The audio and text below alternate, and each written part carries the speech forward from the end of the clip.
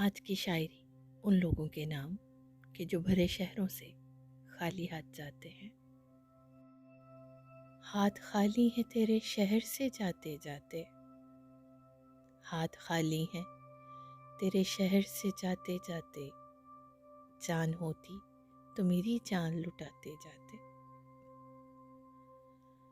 अब तो हर हाथ का पत्थर हमें पहचानता है,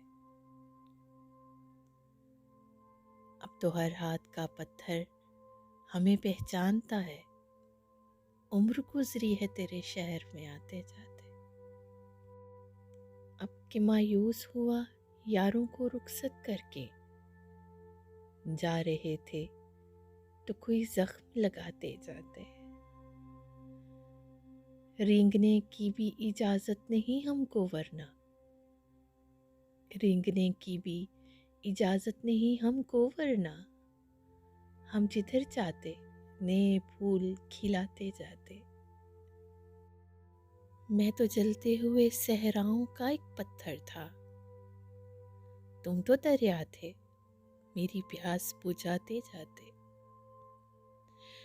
मुझको रोने का सलीका भी नहीं है शायद, लोग हंसते हैं मुझे देख के आते जाते। हमसे पहले भी मुसाफिर कई गुजरे होंगे, हमसे पहले भी मुसाफिर कई गुजरे होंगे, कम से कम राह के पत्थर तो हटाते जाते।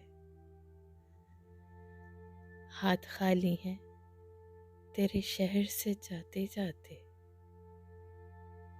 जान होती तो मेरी जान लौटाते जाते।